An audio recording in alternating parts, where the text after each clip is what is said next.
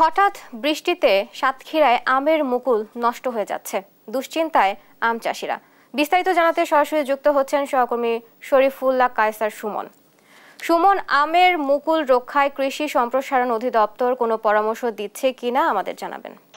বুবলি, দাঁড়িয়ে আছি সাতক্ষীরার শহরের মধ্যে। এটি হচ্ছে একটি রিসোর্ট এবং রেস্টুরেন্ট, একই সাথে গার্ডেন। এখানে সারি সারি ভাবে রাস্তার দুই পাশে আপনি দেখতে পাচ্ছেন যে আমের চাষাবাদ করা হয়েছে। এগুলোই হচ্ছে সাতক্ষীরার যে সুস্বাদু যেসব আম, সেই সব আমই এখানে চাষাবাদ করা হয়েছে।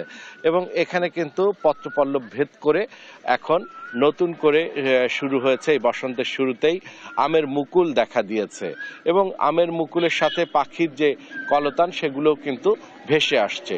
এর মধ্যে সবচাইতে ক্ষতি করেছে যেটি, এর মধ্যে ২-৩ দফায় বৃষ্টি হয়েছে এবং সেই বৃষ্টিটাই মূলত এই আমের যে আগমন, সেই আগমনকে ব্যাঘাত ঘটাবে বলে কৃষি সম্প্রসারণ অধিদপ্তর আমাদেরকে জানিয়েছে।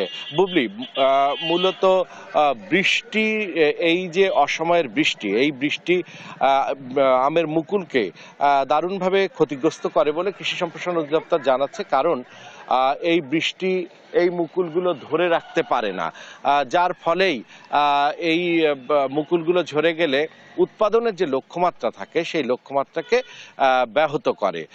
একই সাথে যদি জানাতে চাই, সেটি হচ্ছে, আপনি জানেন সাতক্ষীরার আম চাষিরা পেয়েছে রিজেন্ট এগ্রো অ্যাওয়ার্ড। এটি হচ্ছে সাতক্ষীরার যে আম ইউরোপ এবং এশিয়ার গুরুত্বপূর্ণ যে মার্কেটগুলো, সেই মার্কেটগুলোতে এই আম কিন্তু শোভা পায় এবং তার সুখ্যাতি, এর স্বাদ এবং এর গুণগত মান, তার সুখ্যাতি কিন্তু পৃথিবীর সর্বত্র রয়েছে। আর এই আম ভৌগোলিক কারণে সাতক্ষীরার আম অন্যান্য জেলার আগে, যেহেতু সাগর নিকটবর্তী হওয়ার কারণে সাতক্ষীরার আম আগে থেকেই পেকে যায় এবং যখন অন্যান্য জায়গায় শুরু হবে তার আগেই এখানে বলতে গেলে শেষ হয়ে যায়।